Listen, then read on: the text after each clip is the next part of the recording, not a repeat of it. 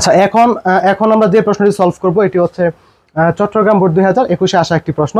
তো এইখানে দেখো, একজন ব্যাটসম্যান 250 গ্রাম ভরের একটি বলকে ব্যাট দিয়ে আঘাত করায় বলটি 40.5 জুল শক্তি লাভ করে খাড়া উপরের দিকে উঠে গেল। তাহলে আমার দিকে একটি বল ছুঁড়ে মারলো, ধরো একজন বলার আমার দিকে বল ছুঁড়ে মারছে, আমি বলকে ব্যাট দিয়ে আঘাত করলাম, উপরের দিকে এরকম করে আঘাত করলাম, বলটা উপরে উঠে গেছে। কতটুকু শক্তি নিয়ে উঠে গেছে? এই পরিমাণ শক্তি লাভ করে সে উপরে উঠে গেছে, ঠিক আছে। আচ্ছা, ওই মুহূর্তে বলটি যে এইভাবে যে আমার দিকে বল ছুঁড়ে মারলাম, ব্যাট দিয়ে আঘাত করলাম, বলটি যে উপরে উঠে গেল, এটাকে ধরার জন্য একজন ফিল্ডার দৌড়ে আসতেছে। হ্যাঁ, ওই ফিল্ডারটা যেখান থেকে বলটা উপরে উঠতেছিল এই জায়গা থেকে ফিল্ডার হয়তো 40 মিটার দূরে ছিল। ওই 40 মিটার দূর থেকে 10 মিটার পার সেকেন্ড বেগে বা 10 মিটার পার সেকেন্ড বেগে দৌড়ে এসে বল ধরার চেষ্টা করলো, ঠিক আছে। একজন ফিল্ডার ওই মুহূর্তে 40 মিটার দূর থেকে বলটি ধরার জন্য কি করলো? চেষ্টা করলো। কত বেগে? 10 মিটার পার সেকেন্ড বেগে দৌড়ে এসে চেষ্টা করলো। এখন উপরের দিকে ওঠার মুহূর্তে বলটির বেগ নির্ণয় করো। উপরের দিকে ওঠার মুহূর্তে বলটির বেগ নির্ণয় করো।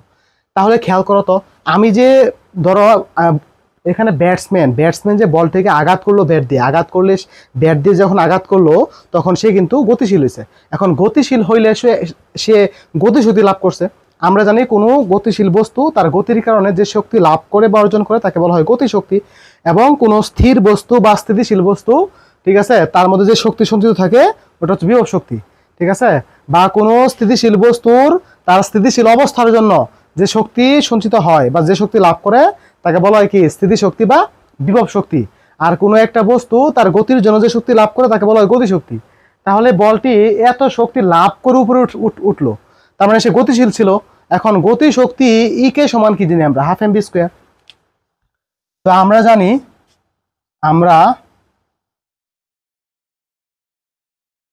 আমরা জানি গতিশক্তি, আমরা গতিশক্তি কি জানি? E k equal to half M B square, ঠিক আছে। এখন এই যে সে এই পরিমাণ শক্তি লাভ করে উপরে উঠলো, এটা কিন্তু তার গতিশক্তি। এটা কিন্তু অবশ্যই বলের গতিশক্তি, কারণ এখানে বলটি গতিশীল থাকার ফলে যে শক্তি লাভ করবে এটা কি শক্তি? গতিশক্তি। এখানে কোথাও গতিশক্তি বলা নেই, কিন্তু তোমাকে বুঝতে হবে এটা গতিশক্তি, ঠিক আছে। তাহলে আমরা এখানে আমাদের উদ্দেশ্য এখন ব্যাগ বের করা। সে যখন এই পরিমাণ শক্তি লাভ করছে তখন তার ব্যাগটা কত ছিল? এই বিটা বের করতে হবে। তাহলে আমরা এখান থেকে দেখো বলতে পারি না, এই ভি রেখে দাও। তাহলে আমরা এখান থেকে কি বলতে পারি খেয়াল করো তো। আচ্ছা, আমি একটু এভাবে চিন্তা করি যে একটু এক লাইন বাড়াই, half M B square equal to কত? ই কে। এখন আমরা এখান থেকে বি স্কোয়ার রেখে দিলাম। তাহলে এখানে ই কে লিখলাম। এই যে দুই যে ভাগ ছিল এটা দিয়ে আসলে গুণ হয়ে যাবে, এম গুণ ছিল ভাগ হয়ে যাবে, আর স্কোয়ারের পক্ষান্তর করলে কি হবে? রুট ওভার হবে। তোমরা বুঝতে পারছো কিনা দেখো। আমরা এখানে জাস্ট ক্যালকুলেশন করলাম, এখন পক্ষান্তর করলাম জাস্ট, ঠিক আছে। এখন ই কে ছিল কত? 40.5। আর ভর কত হবে এখানে? এখানে ভর হচ্ছে এম, ভর হচ্ছে 250 গ্রাম। ভরটা কত? 250 গ্রাম, ঠিক আছে। তাহলে এখন এটা তো গ্রামে আছে, এখন আমাদের লাগবে কেজিতে। তাহলে 1000 দিয়ে ভাগ করলে 0.25 কেজি, 0.25 কেজি। তাহলে আমরা এখানে বসাবো 0.25। এখন আমরা যদি এখানে ক্যালকুলেশন করি তাহলে হবে 18 মিটার পার সেকেন্ড। অর্থাৎ বলটি যখন এই পরিমাণ শক্তি লাভ করে উপরে উঠতেছিল তখন তার উপরে ওঠার মুহূর্তে একটা ব্যাগ ছিল, ব্যাগের কারণে তো সে এই পরিমাণ শক্তি লাভ করছিল না। তো ওই ব্যাগটা ছিল কত? 18 মিটার পার সেকেন্ড, ঠিক আছে। আচ্ছা, এরপর কত নাম্বার? এরপর হচ্ছে ঘ নাম্বার। আচ্ছা, এরপর ঘ নাম্বার প্রশ্নে কি বলছে যে ব্যাটসম্যানকে আউট করা সম্ভব হয়েছিল কিনা? ব্যাটসম্যানকে আউট করা সম্ভব হয়েছিল কিনা? তাহলে এখন এই যে এখানে যে ঘটনাটা ঘটছে এই ঘটনাটা আমরা এখন চিত্রের মাধ্যমে চিন্তা করি। খেয়াল করো, ধরো এই হচ্ছে আমাদের ফিল্ড। হ্যাঁ, এই হচ্ছে ফিল্ড। এখান থেকে একটি বল, এই বলটাকে ব্যাটসম্যান কি করছে? ধরো ব্যাট দিয়ে আঘাত করছে, আঘাত করে এটা উপরে উঠতেছে। হ্যাঁ, ধরো এইভাবে উপরে উঠলো, সাপোজ ধরো এই জায়গায় আসবে, অথবা এটা তো আসলে ইন্টারমিডিয়েটের যে টপিক প্রাস ওইখানে চলে যায়। আমরা সেটা এইভাবে না চিন্তা করে একটু সহজ করে চিন্তা করতে হবে, ঠিক আছে। ধরো এই বলটা খাড়া উপরে দিকে উঠলো, হ্যাঁ, নিচে পড়তেছে, ঠিক আছে। এই যে এটা খাড়া উপরে উঠে নিচে পড়তেছে না। আচ্ছা, এখান থেকে বলটাকে আঘাত করলে বলটাই উপরে উঠলো, আবার নিচে নামতেছে। এখন এই বলটাকে ধরার জন্য এখান থেকে 40 মিটার দূরে, ঠিক আছে। যদিও এইটুকু কিন্তু তোমাদের কাছে মনে হচ্ছে অনেক বেশি দূরত্ব না, মানে বিষয়টা হলো যে খাড়া উপরের দিকে উঠতেছে। তোমাদের ক্ষেত্রে হ্যাঁ, তোমাদের স্ট্যান্ডার্ড ক্লাস 9-10 কিন্তু ঠিক আছে বস্তুকে নিক্ষেপ বলতে খাড়া নিক্ষেপ বোঝায়।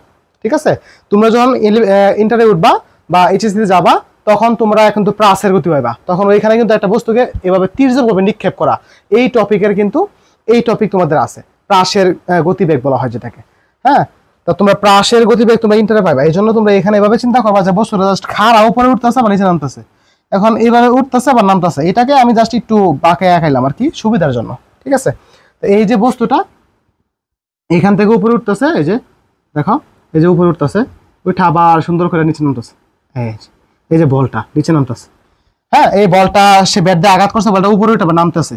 এখন এই যে যেখান থেকে বলকে আঘাত করা হয়েছিল এখান থেকে 40 মিটার দূরে এই যে হচ্ছে একটা ফিল্ডার, এই ফিল্ডার এই বলটাকে ধরার জন্য দৌড়ে আসতেছে। কত বেগে দৌড়ে আসতেছে? 10 মিটার পার সেকেন্ড বেগে দৌড়ে আসতেছে। তো এখানে ত্বরণের কথা বলা আছে? বলা নাই। তাহলে এই 10টা কি বেগ? সমবেগ।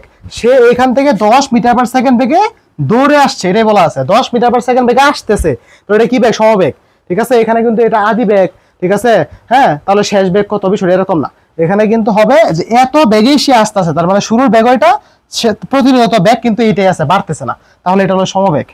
তাহলে এখন সে এখান থেকে এখানে আসতে কি পরিমাণ টাইম নেয়, টাইমটা আমরা বের করব।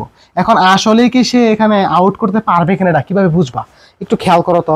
হ্যাঁ, এই যে ইনি হচ্ছে ফিল্ডার, এটা বল, এই বলটা উপরে উঠতে উঠতে দেখো উপরে উঠতে এবং নামতে একটা সময় লাগবে, তার এখান থেকে এখানে আসতে একটা সময় লাগবে। এখন সিনারি যদি এরকম হয়, দেখো এরকম হয়, দেখো এই যে বলটা নিক্ষেপ, বলটা উপরে উঠতেছে, সেও দৌড়ে আসবে, এই যে আগে এসে বসছে এবং ধরতে পারবে। এখন যদি এরকম হয় যে যে বল পড়ে গেছে, পরে আসছে, তাহলে পারবে না।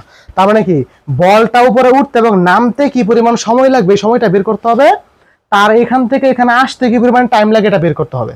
সে যদি বল মাটিতে পড়ার আগেই চলে আসতে পারে, মাটিতে পড়ার আগেই চলে আসতে পারবে, মানে কি ধরতে পারবে?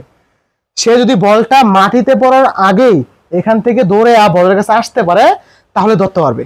কিন্তু বল মাটিতে পড়ার পর সে যদি আসে তাহলে কিন্তু সে এখানে ক্যাচ ধরতে পারবে না বা আউট করতে পারবে না। ঠিক আছে, বা আউট হওয়ার কোনো সম্ভাবনা থাকবে না। কিন্তু সে যদি বল মাটিতে পড়ার পূর্বে এখানে এসে হাজির হয় তখন আউট করার একটা সম্ভাবনা থেকে যাবে। ঠিক আছে, বা আউট করা সম্ভব হয়েছিল কিনা প্রশ্ন করছে।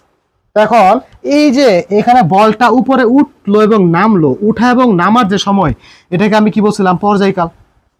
পড়াইছি, শুরুতেই পড়াইছি যে পর্যায়কাল বা বিচরণকাল। তাহলে আমরা লিখবো যে বলটির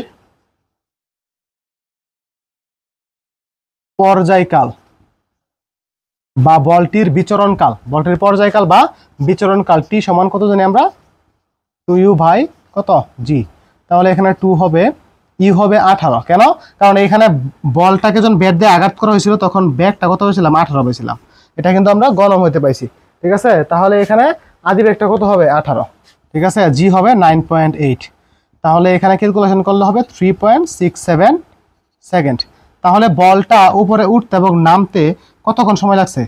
3.67 সেকেন্ড সময় লাগছে। এখন আমরা দেখব এখান থেকে এইটুকুর দূরত্ব হচ্ছে 40 মিটার এবং সে 10 মিটার পার সেকেন্ড বেগে দৌড়ে আসতেছে। এখন আমরা কি লিখবো? যে ফিল্ডারের সময়, ফিল্ডারের ক্ষেত্রে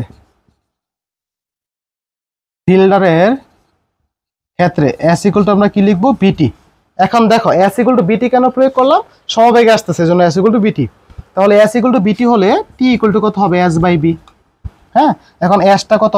40, কত মোট দূরত্ব হচ্ছে 40, এটা হচ্ছে কত মিটার? 40 মিটার। আর ব্যাগটা কত? ব্যাগ হচ্ছে 10। তাহলে এখানে কাটলে কত হয়? আসে 4 সেকেন্ড। তাহলে একটু খেয়াল করো তো, বলটার উপরে উঠতে এবং নামতে, মানে বলটা এখানে উঠে এবং নামতে সময় আছে কয় সেকেন্ড? 3.67। আর তার এখান থেকে এখানে আসতে সময় লাগছে 4 সেকেন্ড। তার মানে বিষয়টা এরকম হবে না? তার আসার আগে বল মাটিতে পড়ে গেছে, এই যে দেখছো, সে পরে আসছে, বল মাটিতে পড়ে গেছে, পরে সে আসছে নাকি? এই এখন আমরা লিখবো যেহেতু তার সময়টা কি লেগে গেছে? পর্যায়কালের চেয়ে বেশি লাগছে, সুতরাং আউট করা সম্ভব হয়নি। ঠিক আছে, বা আউট হবে না।